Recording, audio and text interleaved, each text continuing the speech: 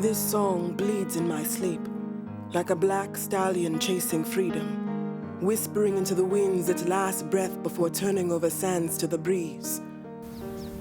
Like this Rwanda, we still feel like running to you. I need you to take back the hope you gave me. Read between these lines that I send you. Sing low with your baritone notes that reminds me of your old soul songs with incomplete endings. Today, I will learn to reshape you. From thunder, a new nation shall blossom.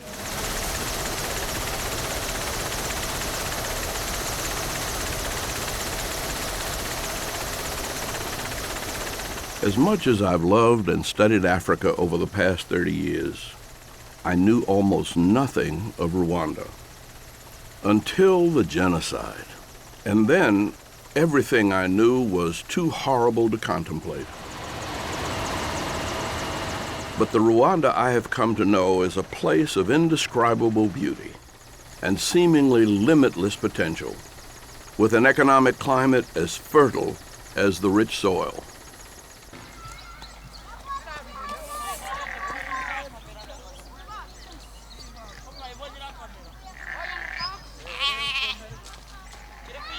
It is one of the smallest nations in Africa and one of the most densely populated. A country with a very troubled past, but a very promising future.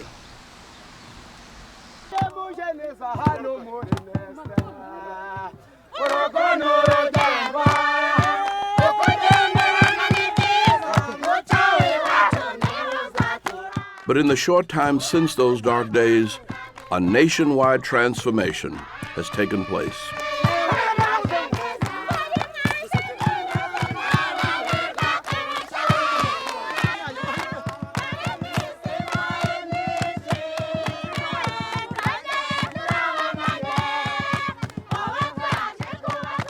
Today, the people of this land are friendly, not only to visiting strangers, but also to those they have every reason to hate.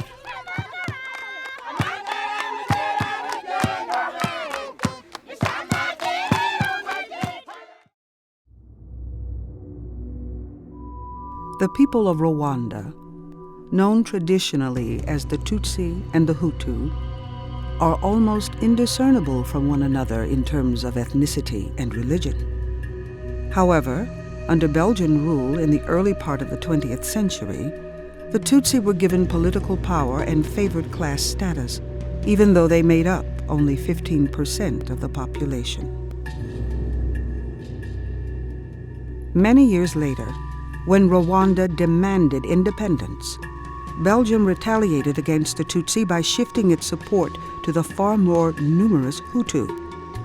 And in 1959, the country's first genocide ensued. As many as 100,000 Tutsis may have been killed. Hundreds of thousands more fled the country to live in exile.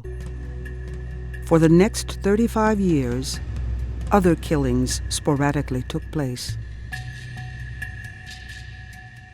Then, in 1994, the Hutu set out to exterminate the Tutsi once and for all.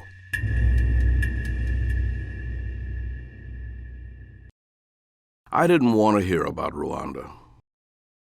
To the city of Atlanta. I was busy preparing for the Centennial Olympic Games in Atlanta and celebrating the election of Nelson Mandela as president of South Africa.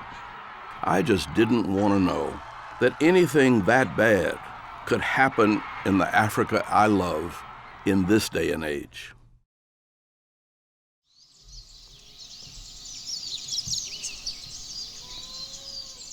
It was over so quickly.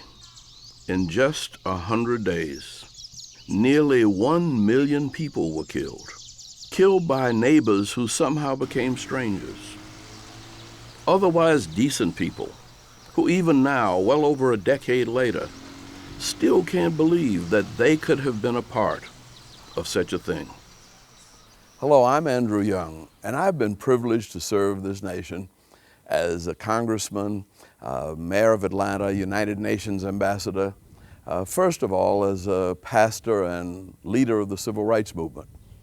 But now I want to tell you about Africa and some of the things that we are learning about peace and prosperity on the continent.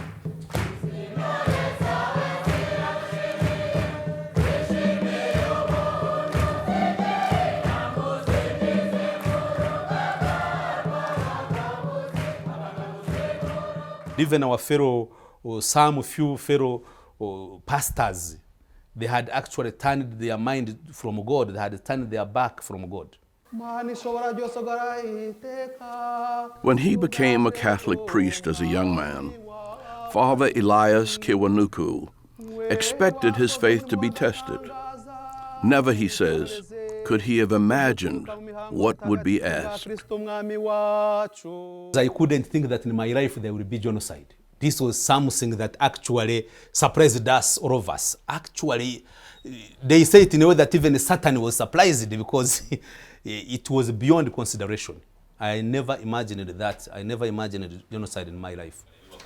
Father Kiwanuku fled Rwanda with his friend, a fellow priest named Ame Rukanika, who was lucky enough to be warned of a vote taken by his community, a vote to kill him. They held a meeting in which they decided those that would be killed. Someone told me that during that meeting, it was said I was one of the people that was targeted because they saw me as someone who had the means to help the rebels. This person said to me, "If you know what's good for you, run away from here." We saw houses being burnt, people being persecuted, running, screaming, crying, hiding here and there. Why did this happen? How could this happen? These are questions without answers, questions that speak to the recent past. It's in the here and now that an even greater mystery is unfolding. The first question that was raised was how, as a priest, was I going to preach in a place where there had been so much killing, in a place where Hutus killed Tutsis? Was I going to be able to come across to them? The two priests who returned to Rwanda after surviving the genocide now serve a small parish in the town of Gitarama. The members of their congregation are both Hutu and Tutsi, perpetrators and victims from the same community. My first challenge is spiritual challenge, that people are wounded internally. Really, to heal them is a long process. Yet by all appearances, the people of Rwanda are not merely coexisting. They are living together. Many have learned to forgive the unforgivable. And if such a thing can happen here, of all places, why can't it happen anywhere? I admire them enormously. Somehow in their wisdom, they know that the only way to really recover is to let go. And the only way to really honor the dead is to live. Former President Bill Clinton says the genocide of 1994 is his single greatest regret. The world ignored what was happening here until it was too late. Yet, against all odds, tiny landlocked Rwanda, roughly the size of Maryland, is becoming a model of prosperity on the African continent. Mr. President, are you surprised at the degree of reconciliation and progress in just over a decade? Well, I would be if I just knew it from the outside, but having known the Rwandans, I'm not. Everywhere there's a sense of energy, a sense of change, a sense of things happening, a sense of new beginnings. This is commerce. The country is back open for business. The shopkeepers are out, people are there buying stuff. I think it's fantastic.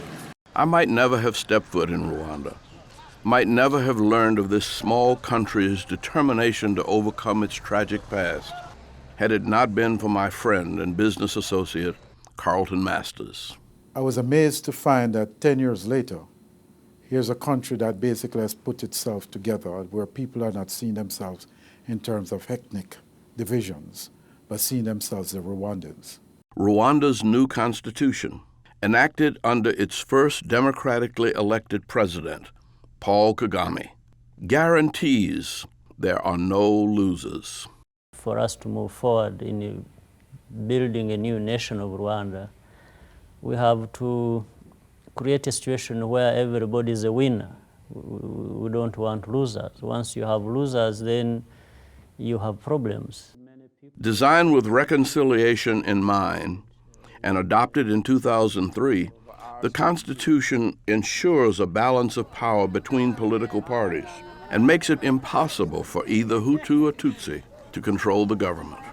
We want everybody to feel that they have a stake in what is being done. To comprehend the extent of the progress here, it's necessary to remember the past, however difficult that may be. Genocide and the consequences.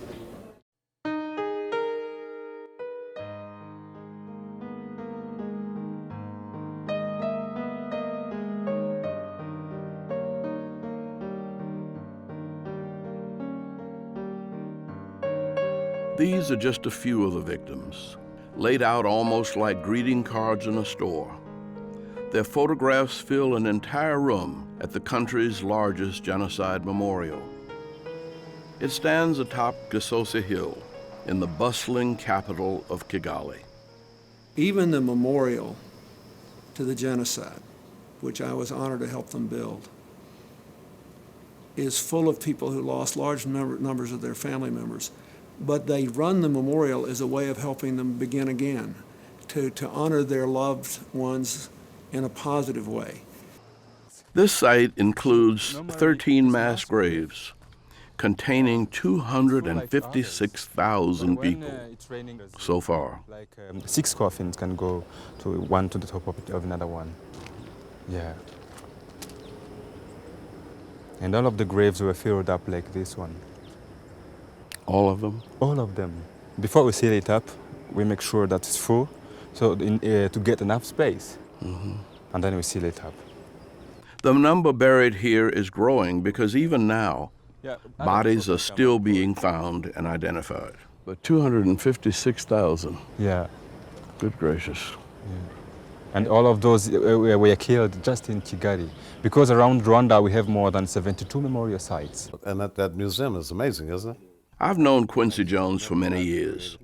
This celebrated musician, composer, and producer has traveled the world for over 50 years, but he says nothing has ever affected him as much as Rwanda. And saw that country, and I've never been hit so hard in my life. You know, it's just the reality of that. You can look at pictures and hear tales, but you go to that state, you go to the villages with the president, and you see the graves, we put flowers on the graves, and see the testimonials. I know you heard some. Harriet Mutigaraba, a guide at the Genocide Memorial, lost her entire family, both parents, brothers, sisters, and many other relatives. Her story is very typical, yet like many others we met, she's managed to come to terms with the unthinkable. I want the whole world to know what's happened here in Rwanda. And I'm really happy because I can see progress after 12 years after genocide. Our country is secure. There is no war anymore. That's make me happy. That's give me hope of the future of my country. I love the way now that they let bygones be bygones, but it's not about a vindictive thing or revenge or anything else. Not their spirit just tore me up. How did they forgive? So, I mean, you have a clue to, I mean, they were killing each other 10, 12 years ago. Yeah. And now they don't seem to have a trace of bitterness. Exactly. But that's amazing. If they can do it, maybe anybody can do it. Because it could be the hope of the world. Because if you get through with what they got through, man, it's, I've never been so impressed in my life. It's only after you've been in Rwanda for several days that you begin to realize you never hear people identify themselves as Hutu or Tutsi. Now, will you consider Tutsi a Hutu or what? No. Now I'm considering myself as a Rwandan. Because if I continue in this, just in this angle, it's like, again, destroying my society, destroying Rwanda. I just feel like Rwandan. I have to keep the memory of these people and then forgive those who killed them. just to live together. I may say that it was an imported division. Romain Morenzi, Rwanda's first Minister of Education, Science and Technology, says that classification as Tutsi or Hutu was often arbitrary. To put on a card, identity card, that you are a Hutu or a Tutsi, they will count the number of cows that you have. If you have less than 10 cows, you are a Hutu. If you have more than, this means they are Tutsis. I was shocked at first to know that the Tutsis and Hutus was not a tribal thing. It's the ownership of 10 cows or more or less. You know, so that's kind of like a caste system, you know. 74 Bravo, take 2. Action! It took a movie, Hotel Rwanda, to raise public awareness of the genocide. The Belgians used the Tutsis to run the country. Then when they left the power to the Hutus. Am I telling the truth, Paul? Yes, unfortunately. Still, few know what really happened here in 1994, and fewer still know what is happening here now. Film was okay in a sense of telling some part of the story, though not very complete. Paul Kagame was living in exile when genocide broke out in 1994. He returned to the land of his birth in charge of a rebel army and put an end to the killing. And now everybody thinks that this country is like it was in the movie.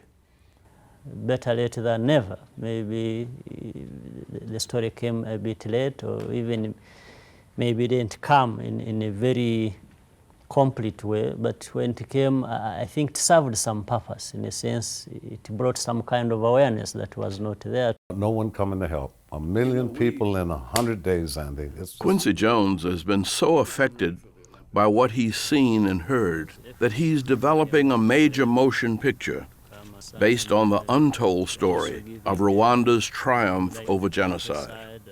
The entirety of what Rwanda's about has never been displayed. Hotel Rwanda, all of that was focused on one particular thing and dramatized. It has to be, you know, that's what the nature of film. To see, number one, the beauty of the country. I never realized that because it's never depicted in any of the media that came out of there.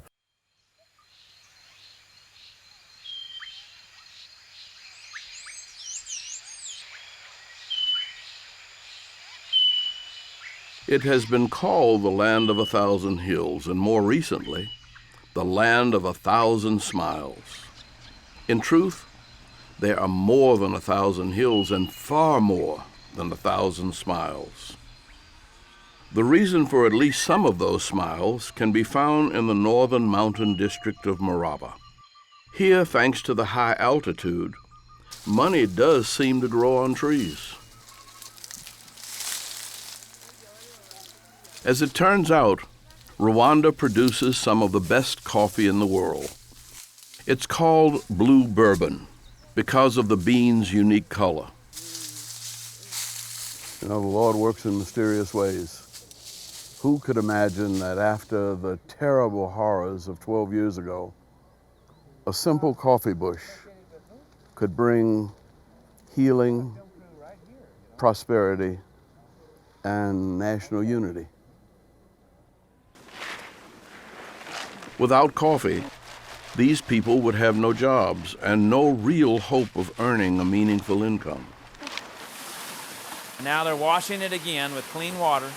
This sophisticated operation was launched with help from the U.S. Agency for International Development and an American named Tim Schilling. This is a coffee cooperative of 2,000 coffee growers, all right, and their families. And of those 2,000 people, 800 are women, and of those 800 women, about half of them are widows of the genocide. We're talking about, you know, a considerable amount of livelihoods of people here. Schilling is a professor at Texas A&M who served in the Peace Corps, and like me, he comes from Atlanta, Georgia.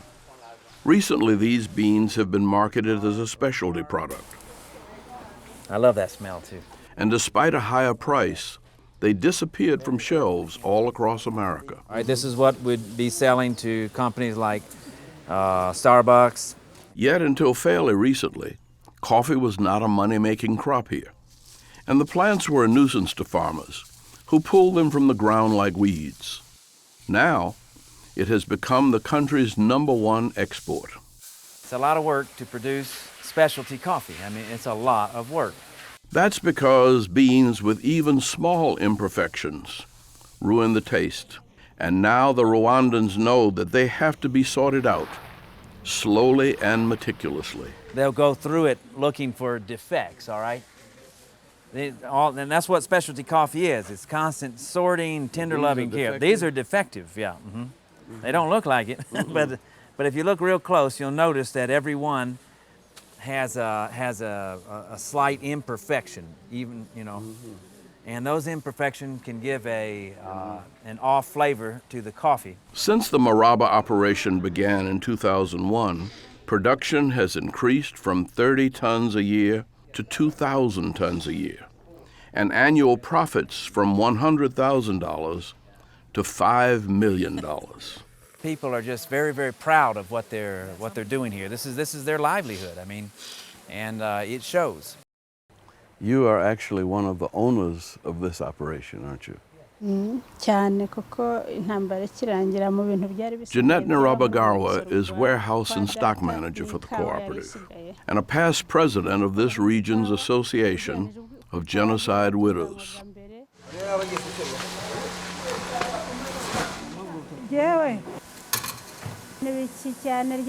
When I look at the trials of those that planned the genocide, it sometimes looks like people don't understand what this genocide was all about. It is like a major setback for us survivors when we realize that. I hope you let people know what happened here. Jeanette was beaten and left for dead, but clung to life while hiding under a pile of bodies for days. They killed a lot of people. We were all falling on top of each other. They left me for dead, and I stayed there for a while. But none of her loved ones survived. She lost over 100 relatives. Genocide happened all over this country. It is very painful. I lost my 2 children, my husband, and my relatives. There's nothing I can do to change it. But in the meantime, I feel that it cannot happen again. Jeanette had nothing before the cooperative began growing coffee. And although she still lives modestly, on a hillside community beyond the reach of electricity and other modern conveniences, she's thankful for what she does have, and she counts her blessings. Her own children did not survive, but Jeanette has been able to care for 5 orphans, including Eric Muhari. As a small child, Eric witnessed the killing of his parents and was so traumatized by all that he saw during the genocide that he refused to start school with others his age. Now at 16, Eric attends primary school in Maraba with much younger children, and he's struggling to catch up, but at least he's struggling. Thanks in no small part to the influence of Jeanette. I know people that work here that took part in the genocide. The majority of the ones who killed during the genocide, even the ones who work in this cooperative, are people that were told by the government to do so. They are countrymen that were forced by the government to go kill. If it was not for the government's orders, I don't think they would have decided to kill on their own. We tell the truth about what happened. We talk openly about it. I never cease to be shocked by the way the Hutus and the Tutsis live together in these reconciliation villages. The stories they have of their experiences during that horrible period and their refusal to let it shape the rest of their lives. What I wouldn't want people to take for granted, these things just didn't happen. There has been a lot of hard work behind all this. We can't wait for anybody to come and rebuild our nation. And the other thing is to admit and know that The genocide was caused by the Rwandese themselves, and therefore the healing process of Rwanda has got to be done by the Rwandese themselves. Rosette Chantal Rugamba, one of the many women who occupy important government posts in Rwanda, is the country's Director General of Tourism. The Constitution mandates that 30% of all decision-making posts in the national government be filled by women. Because so many, a disproportionate number of men were killed in the genocide, they had to look for able, gifted young women to move into the National Assembly, into the governorships, into all these other positions, and they, by all reports, are doing very, very well. In fact, nearly half the seats in the National Assembly are now occupied by women, far more than the required number. The women in Rwanda, while it started as a deliberate government strategy, they have also proved that given the opportunity, they can perform.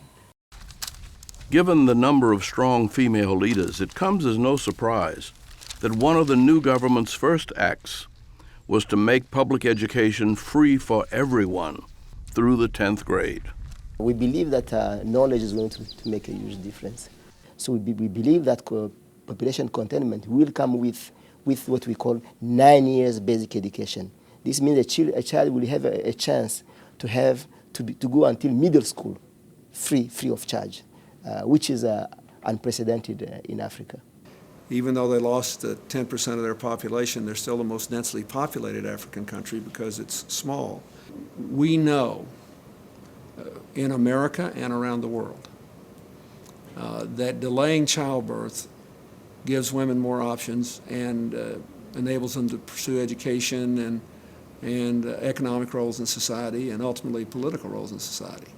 We know that having manageable population growth in a poor country is critical to lifting incomes. So I think that having more women in the government will lead to more responsible population policies. I also think it will dramatically accelerate the equalization of educational opportunities for women and men and boys and girls, and I think that's very, very important. Education is the ultimate poverty eradication tool.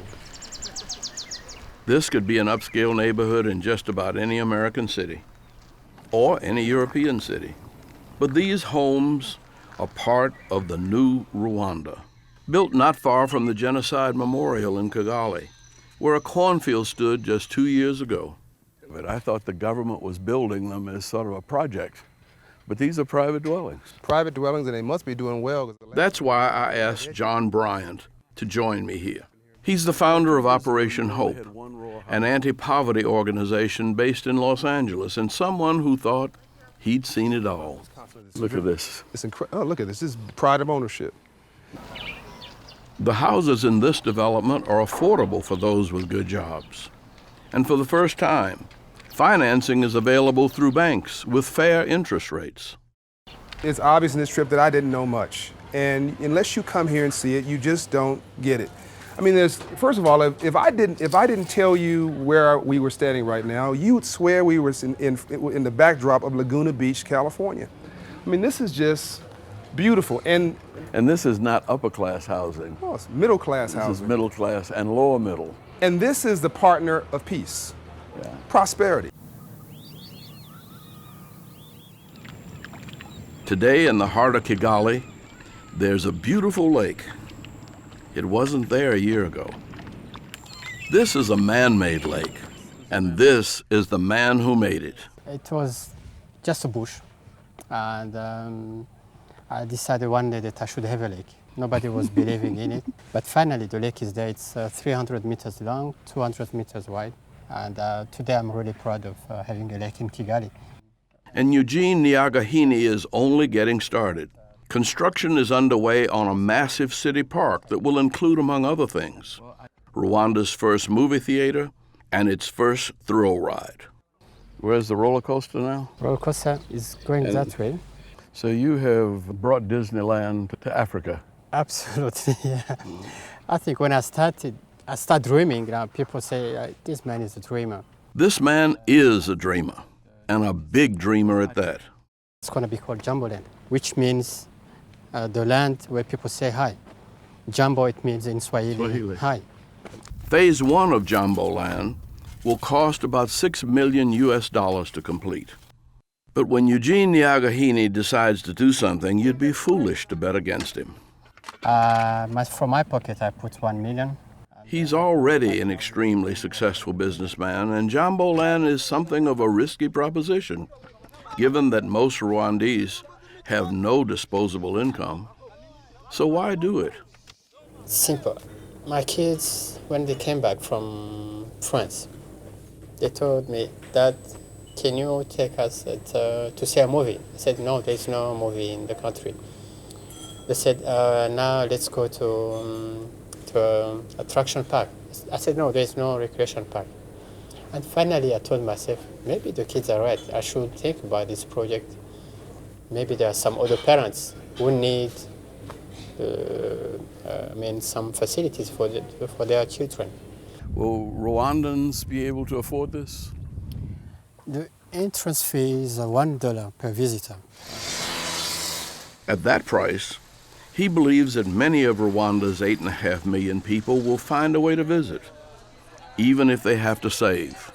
It's not a priority project, but for me, Rwandese, afterwards, they suffered in 1994, the genocide, they need entertainment. Eugene was living outside the country in 1994 when the genocide broke out here, claiming 126 members of his family. And I told myself, I must go back home, see what I can do.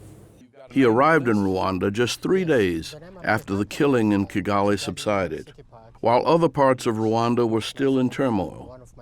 With less than $2,000 to his name, he managed to become wealthy in the telecommunications field, first selling satellite dishes and pay TV. There was no local television, so Rwandans who wanted to find out what was happening in their own nation had to watch CNN. The country was empty, only dogs were around. A lot has changed since then, and some things haven't. Eugene Nyagahini runs an ever-growing business empire from this glittering office building, and yet often he can't even buy a sandwich when he leaves work in the evening. I like sandwich, and when I go back home, the first thing that I do is to eat a sandwich. But that was not easy in Rwanda, to get a sandwich. There isn't much bread in Rwanda, and by the time Eugene finished work in the evening, all the sandwiches in town had been sold. Then I decided to start making my own sandwiches. But Eugene Nyagahini makes a sandwich the same way he takes his children to an amusement park. He starts from scratch. Everything will be stocked here.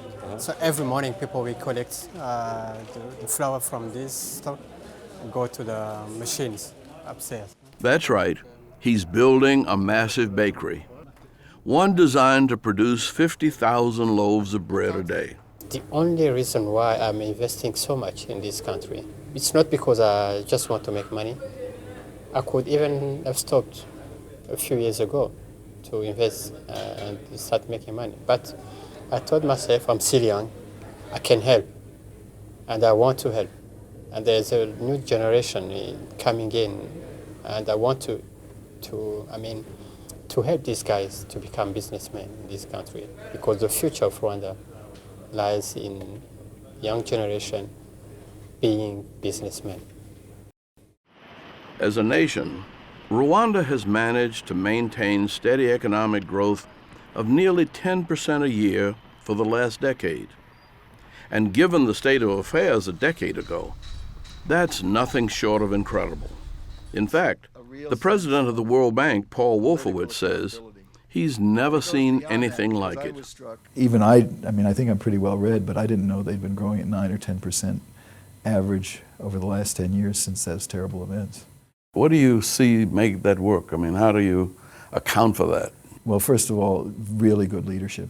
It was leadership that not only got rid of the criminal regime, but that showed some generosity and reconciliation afterward. President Kagame is really very task-oriented. He gets things organized, and he likes problems that have a beginning, middle, and an end, and I think that's encouraging. But it's very well governed, very well organized. very committed to dealing with the challenges from economic development to education to AIDS.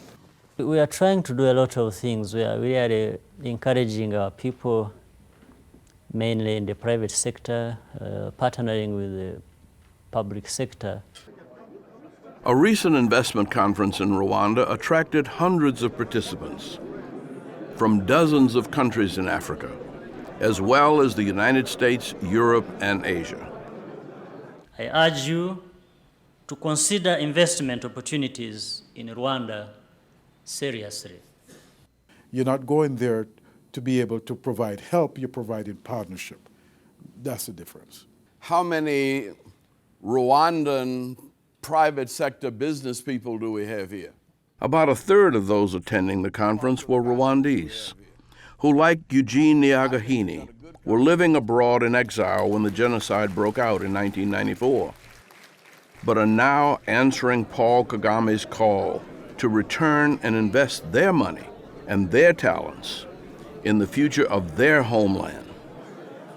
There are people coming back with skills and with their own money, and they're creating a middle class and a private sector that you don't see in many African countries. Well, I think that's a tribute to the leadership of the country. The president and his wife, they have very impressive children, and it's obvious that they're trying to make sure that without regard to their gender, they have a chance to live their dreams, and I think they're trying to follow that model for the whole country.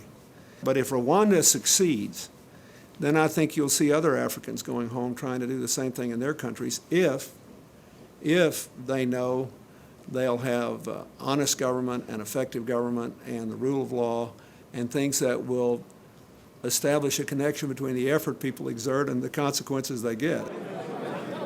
No one expects a handout or expects to give one. Something nice and different has come out of that tragedy in Rwanda. Beatrice Gakuba came home to grow flowers. Flowers, she says, with a story.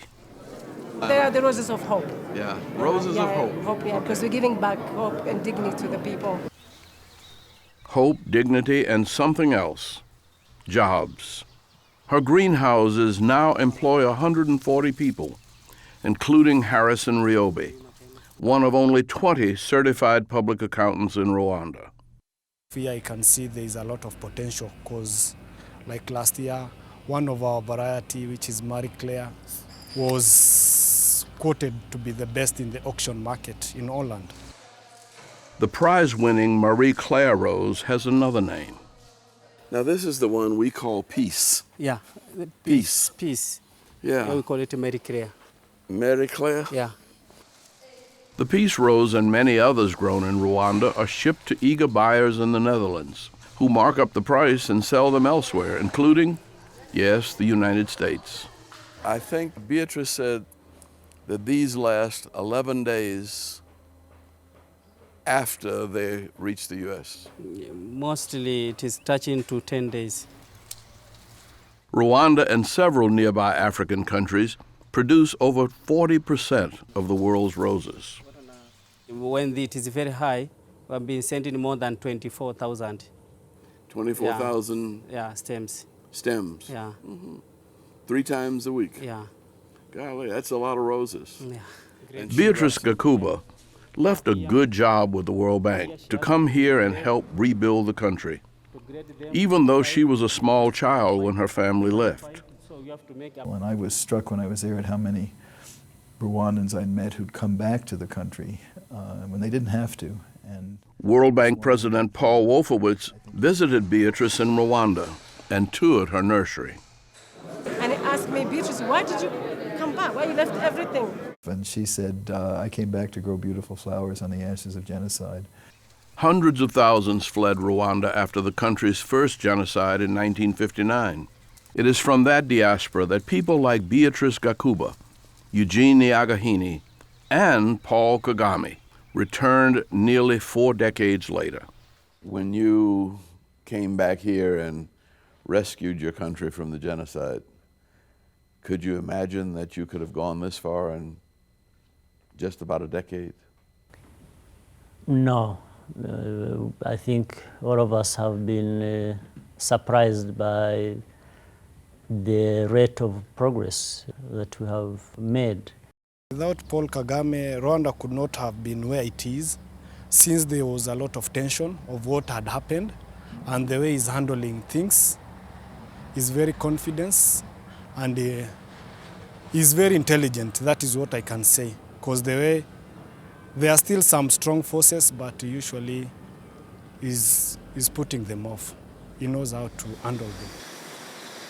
With the country now stable, business opportunities seem unlimited. For instance, Rwanda needs a glass factory. This Coca-Cola bottler can hardly keep up with the enormous demand for its products, simply because there aren't enough bottles. The nearest provider is in Kenya, and they can't send nearly the amount needed. And so the plant has to wait for returns. The only reason the company happens to be making Fanta Orange today is because the right number of Fanta Orange bottles have been collected. The plant's managing director, Dur Plantania, says it's not unusual for the same bottle to be reused 3 times in a week. This is the washer, and so they pass through the washer in 3 different baths. After that, they're very clean and they're coming back. The Dutch-owned bottling company, which I'm told is Rwanda's single largest taxpayer, remained in the country and has prospered, despite the fact that several of their workers were killed right here during the genocide. Out back near the water purification system, a metal wall pockmarked by bullet holes still stands as a solemn reminder. Well, it's hard to imagine that that could exist here. It is. People are so peaceful, people are so nice, and it's just, you can't imagine. I think what we are experiencing in our country, it's really miracles. It's really miracles. Damatila Mukantaganzwa is executive secretary of the country's Gachacha department, a traditional system set up to mete out justice on a community level. Tell us about this Gachacha court. Gachacha, it's our own system. It's a Rwandan system coming from our traditions. We didn't get it from outside. It came from Rwandese themselves. In the Maraba district, we happened upon a large gathering without realizing until later. This was the local Gachacha about to hear a case. How you doing? All right, very good. Under the Gachacha system, individuals accused of participating in the genocide must face the other members of their community, including family members of those they killed, if any survived. Surprisingly, there's no death penalty.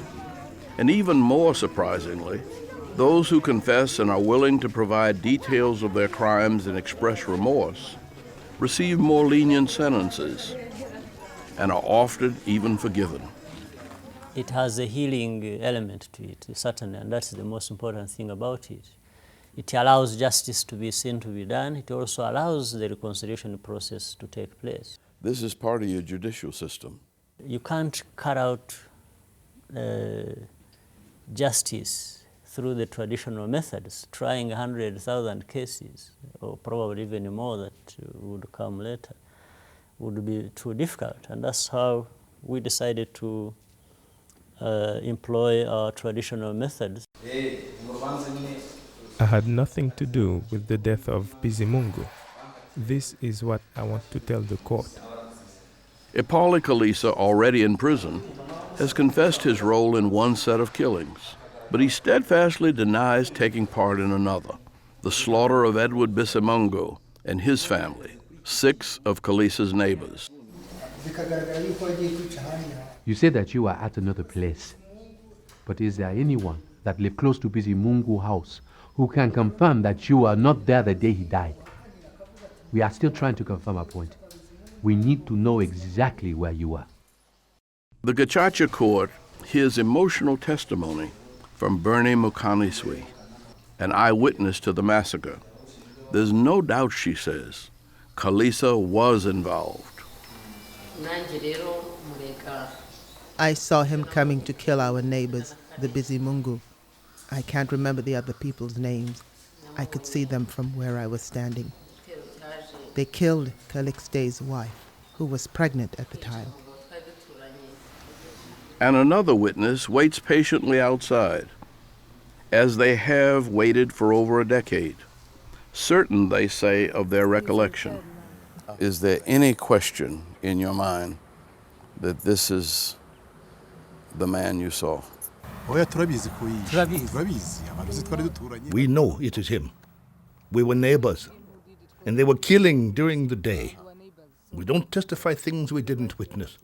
We don't want people to complain that they were wrongfully accused. Without the Gachacha court, Rwandese officials say it would take 1,000 years to try all the genocide cases. For one thing, almost all the lawyers and judges were killed in 1994. The genocide has destroyed the country, so you have to participate in rebuilding, in reconstructing the country. We have no choice. We have to continue to live together. Something must be working. By all appearances, the country is crime-free. You know, people tend to, for some reason, follow the law, you know? Yeah. So they're very conscious about the rules of law here. And I think that's because of their experiences. Those who live here boast that the streets of Kigali are safer than anywhere else in the world, day or night. They might well be right, although you have to come here yourself to truly believe it. We actually wait for people to say that. Rosette Rugamba, who oversees the country's rapidly growing tourist industry, knows that safety is the #1 concern for potential visitors. Rwanda is in the front pages of many glossy magazines for tourism and for the right reasons. And that is just a testimony of peace and stability of our country. Despite Rwanda's population concerns and its small size, 8% of the country has been set aside and protected. This is Akagera, an enormous national park where you can find all of Africa's big game animals. Theoneste Mushindashaka, the proud governor of Rwanda's eastern province, says this unspoiled corner of wilderness could soon be one of Africa's greatest attractions. When it's dry in Tanzania, they come here for water. Yes, they come over here. They go and come. Oh, right down here. But as spectacular as these animals are, Rwanda offers something you won't find anywhere else. Not far away, and in Rwanda nothing is far away, are the Virunga Mountains, where you can see the country's rarest and most important treasures. Treasures that are alive.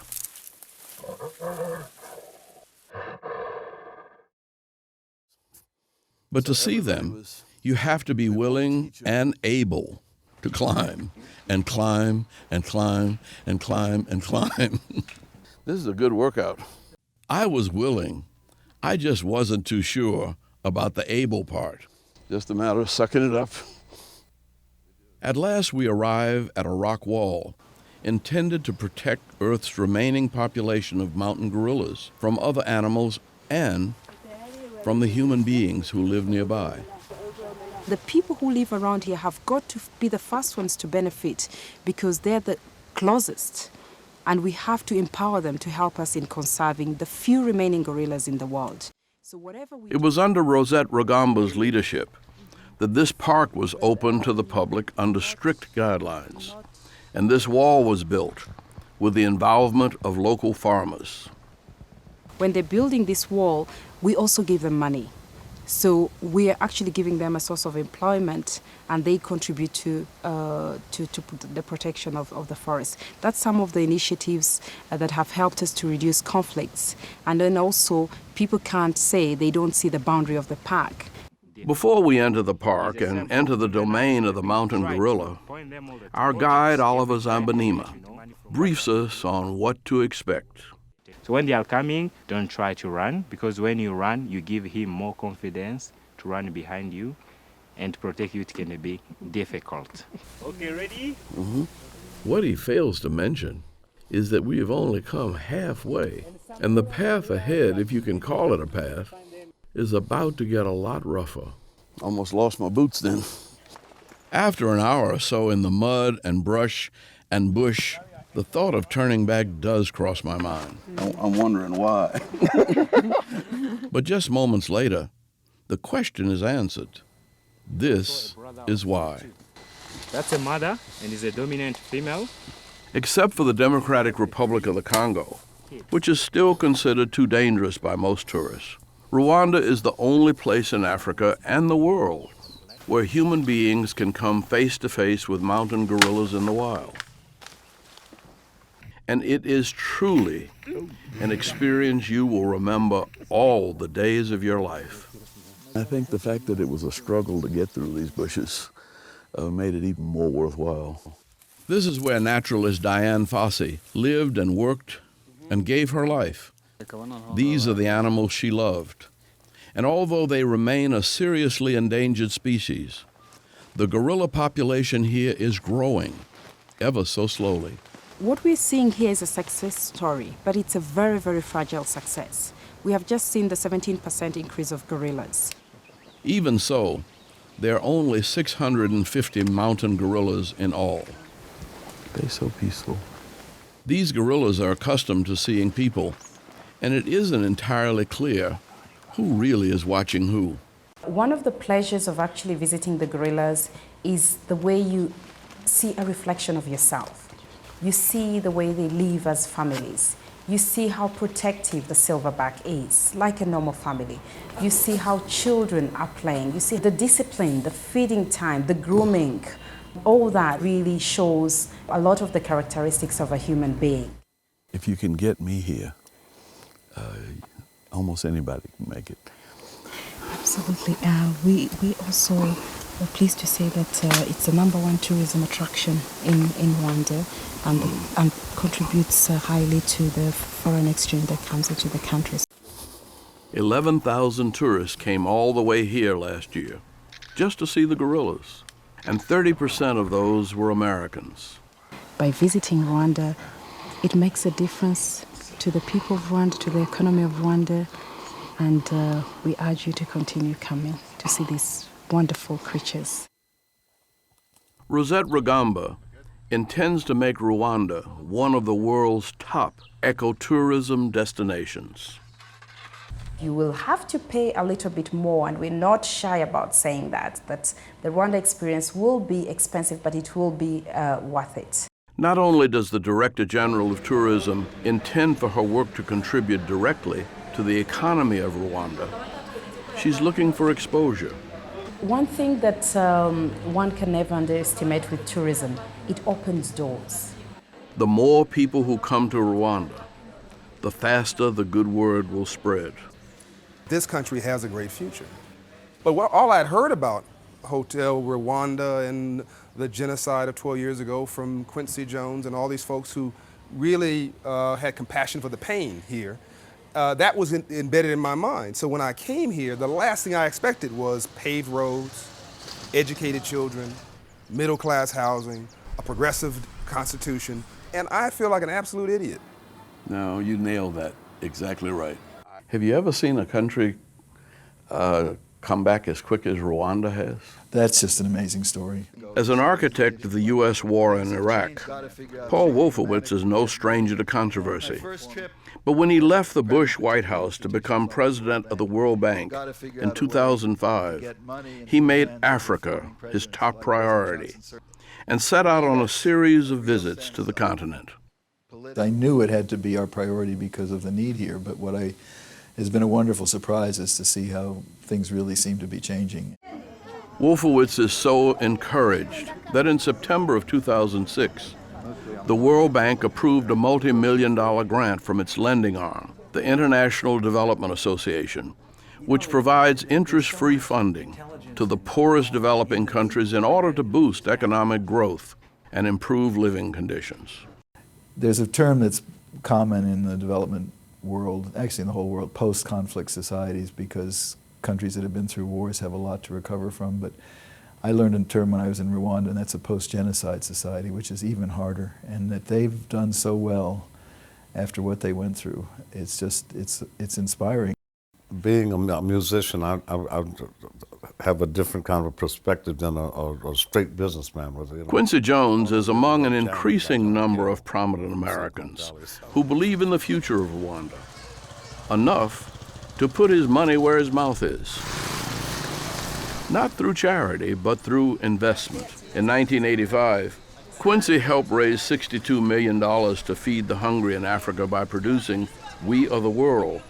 And then he watched in disbelief as much of that money was wasted. We sent $1 million worth of food over, and the bureaucracy in the country, they dumped it on the desert in Eritrea. They had all the conflict going, and they said if they wanted, let them come get it. And in 4 days, it spoiled. I said, okay, this is 101, Africa 101, you know, just have to learn how to deal with it. And he's purchased land in the country's eastern province for a lakefront home, and possibly much, much more. I've never seen you as excited about anything as you are. Oh, no, this is a whole other thing. That plot will be for Quincy. Okay, we'll put mine next door. Yeah, thank you. Governor Gachacha says Quincy will have neighbors. He believes a city of over 250,000 will grow around this lake in the next decade. You will probably have the next great city in Southern Africa right here. I would like to build the most beautiful city in Africa here, around those lakes. We went out to the property that he's designated as your island. That's right. What is your dream for that little piece of paradise? Well, is to make it feel like home. He also hopes that it will become a center for the manufacture and development of computer technology. If there is a place in Africa that could be another Silicon Valley. That's it. That's it. That's it, absolutely. Quincy Jones says that Rwanda could be the Silicon Valley of Southern Africa. I do believe it. With so much of Africa still in the third world, and over 80% of Rwandans dependent on agriculture for their living, President Kagame has made a surprising choice when it comes to setting national priorities. In 2004, he declared that Rwanda will open up the frontier of science and technology. Well, I think they can be. I think they could establish a significant number of technology companies in Kigali. But more important, they can use technology, both information technology and energy technology, to develop otherwise relatively unreachable parts of the country. The technology has no better lab in Africa than Rwanda, partly because it's physically small. If you look at the size of the country, it's a very small country. This means you'll be able to build the infrastructure, fiber optic, wireless communication, and other important telecommunication facilities that will enable us to have a knowledge economy. But the country's long-term success depends on its newfound prosperity, reaching those who toil at the bottom of the economic ladder as well.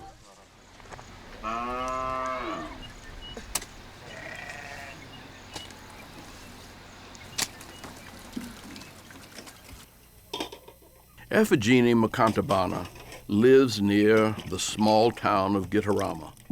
Each new day is a struggle to overcome the challenges of the present as well as the ghosts of the past. 27 members of Ephigenie's family were murdered in the genocide of 1994, including her father. Yet even so, she counts herself among the lucky few in Rwanda. Ephigenie's husband survived, as did all 6 of her children.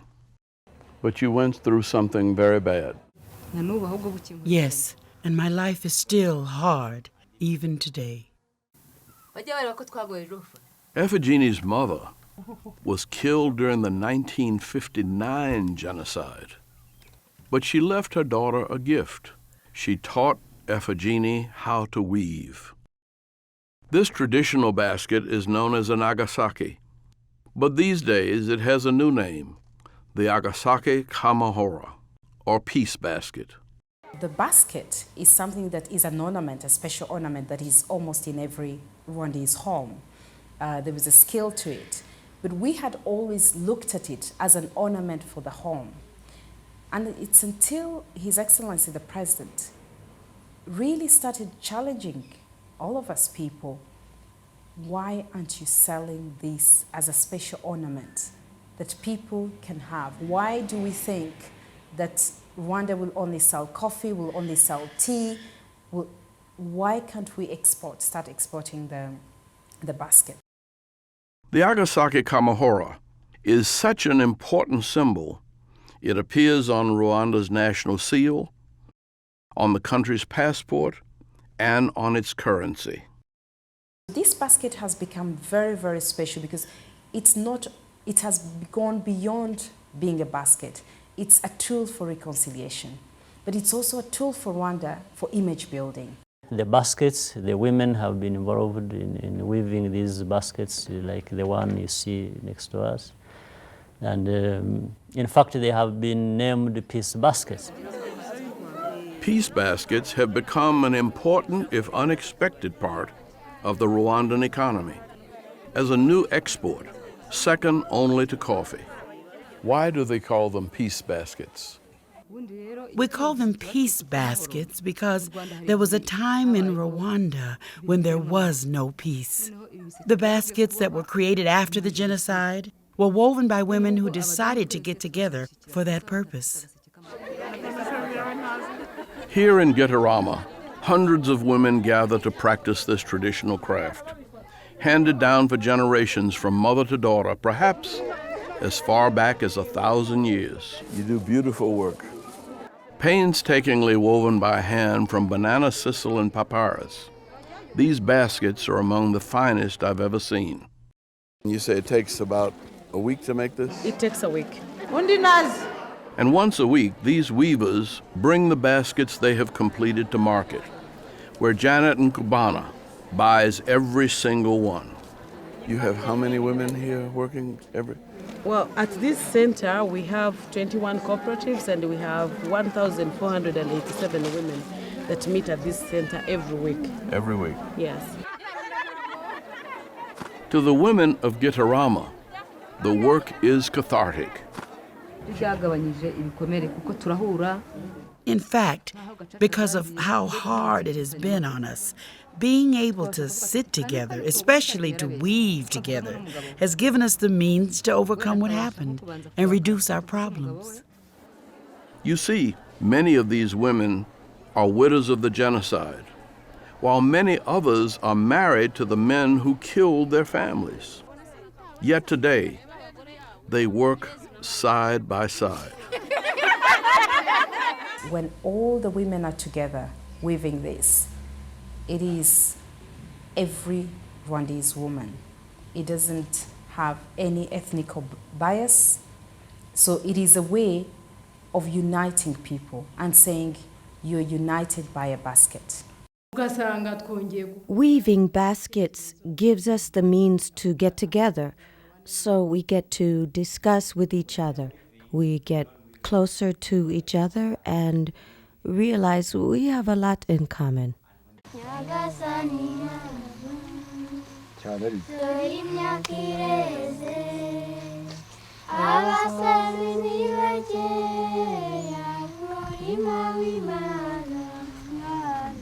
John Bosco Bisamana is what you might call a Rwandan stay-at-home father. While his wife goes into town to weave alongside other women of Gitarama every day, he tends to the family's small farm and cares for the 10 children they have together. So he's a lover and a good husband. Very much. He is a loving father, and he doesn't have any other children besides the ones we have together.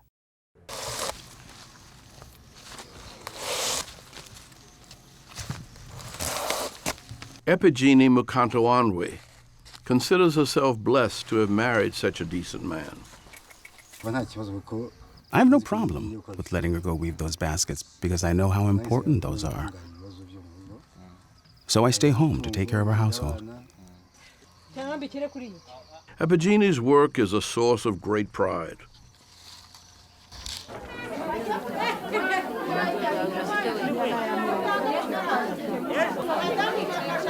The social interaction is important too.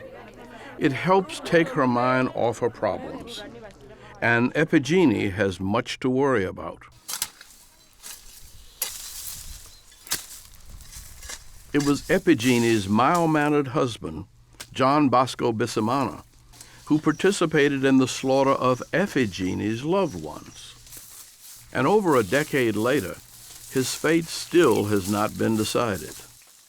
You loved him when you married him. My husband? Very much. And I still love him. So he's a good man. He is a good man. You would not have married him if he was a bad man.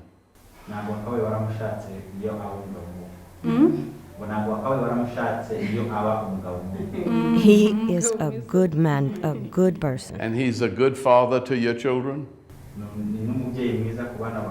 Very much. After the genocide, John Bosco Bisimana fled through the farmland behind his own home, dug a hole, and secretly hid there for several years.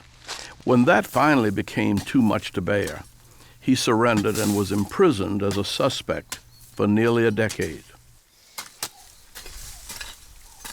Now he's been released, but the charges facing him are too serious to be handled by the Gachacha court. Yet even as he awaits trial, he's pleased that peace baskets are helping to heal Rwanda's deep wounds. Very much so. Women get a chance to get together and discuss things. It helps bring an additional income home. It is a very valuable contribution. He tells me that he wanted to help a person who was in danger, but that he could not. The person still got killed. That's why he has been jailed. He doesn't really tell me. He hasn't given me the whole explanation of what happened. He tells me that that person was being slaughtered and he pleaded. They leave him alone, but they would not. They killed him. In Rwanda, in every corner and every part, there is a victim and there is a killer. So by virtue of that, then there is bound to be, among the women that are actually weaving, there's bound to be one of the two. But what is so important is that is put aside and actually say, let's get something uniting us. Let's do something together. And so Epigeni Mukantabana and Epigeni Mukantawanwi somehow, unbelievably, remain friends. Normally, to forgive, you have to realize that the dead will not come back. To imprison someone is also not the way to solve problems. The solution has to be found within our communities. The best is to give forgiveness. So a genocide survivor finds out that she should not be angry at the wife of her relative's killer, and the wife also realizes that she should not fear the genocide survivors.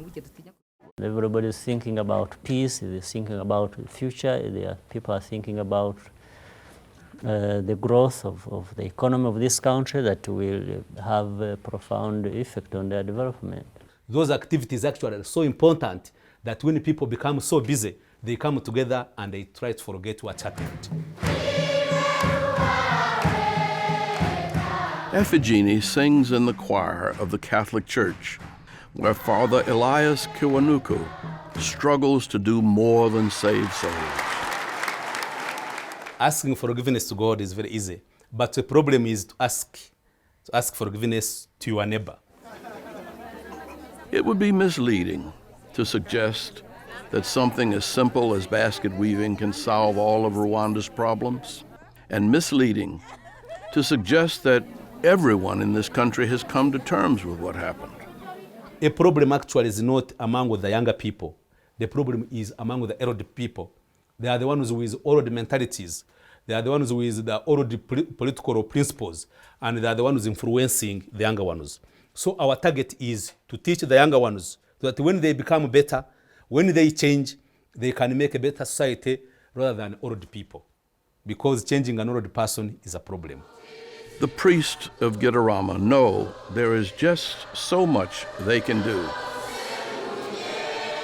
Many Rwandans simply do not trust them. So many people felt like religious leaders had failed them. Since a lot of the people had been killed in churches, it was difficult for them to trust God and believe in the gospel. So, how difficult it was going to be for me to make them believe in the gospel and have faith once again. What has been the role of the church, both in the genocide and in the healing? It has been very negative. The church has been very negative. This explosion in 1994 had some precursors in 1959. The killing that started in 1959 were instigated by the church. If indeed the real culprits behind Rwanda's history of genocide were overpopulation and poverty, conditions that still exist, can history be prevented from repeating itself? These people are not savages. They're no different really than the rest of us. But there are too many of them and too little land. And so for decades, the seeds of genocide continued to grow. So there was a culture of killing. But that culture has been replaced by a new one, a culture of profitability. And now the quiet warrior is determined to win one more battle, and it is a difficult one. Paul Kagame has already changed Rwanda, but now he's determined to change the way people think about Rwanda. Over the last decade, we have crafted a path to recovery and reconstruction. We have achieved peace, security, and stability, both within our borders and regionally. We have very strong convictions indeed about succeeding, about really changing the whole image that has been created about us, not only here in Rwanda, but also in the rest of the continent of Africa. A lot of leaders say, I'm going to do something to fix that, and we're seeing real change. And Rwanda, by the way, came out 2 years in a row now as one of the best 10 best reformers in the world in improving the climate for business. The sky is the limit, and we will continue to prove to the world that Rwanda is going to be the shining star of this century. The rest of the 53 countries will have to say, my God, we can learn something. It seems you're creating a model not only for Africa, but for the world. If we can succeed, and if that can help other African countries or people to be able to deal with their own problems and also make progress and develop, so be it. We are very happy to be part of that. It may be worth remembering that the bloodiest war in American history was also a civil war, brother killing brother. Yet from the ashes of that conflict, a new nation arose. And now Rwanda is rising. Something is happening here, something far bigger than one very small country. I wish that we could have some of that spirit in the Middle East. I wish we could have some of that spirit in other places where there are conflicts that people just can't let go of.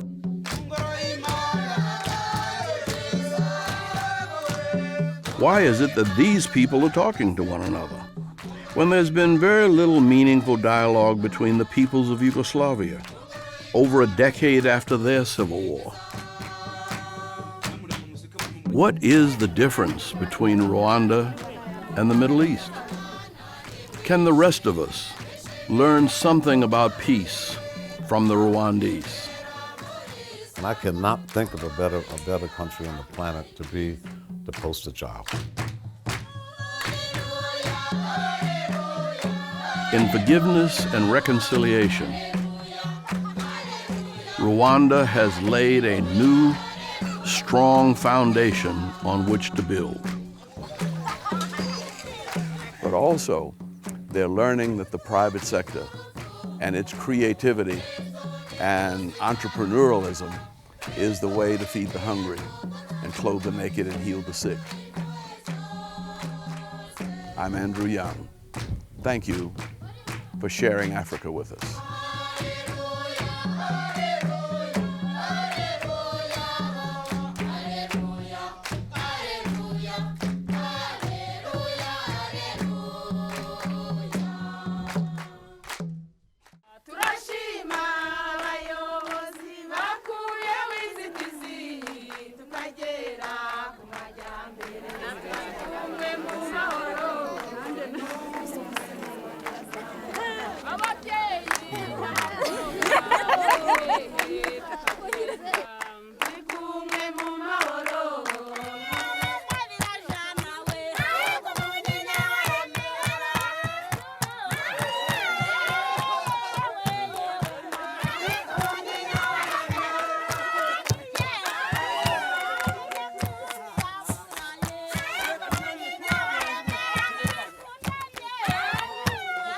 She's shaking the ground. She's shaking the ground.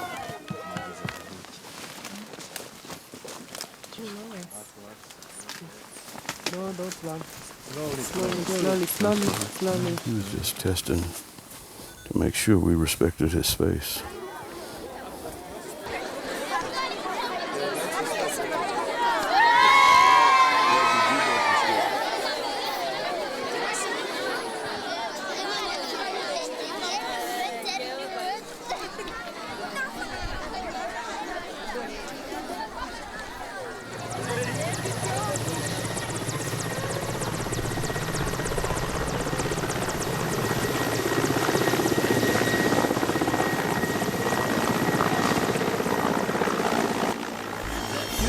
Looks bright when we sing this song.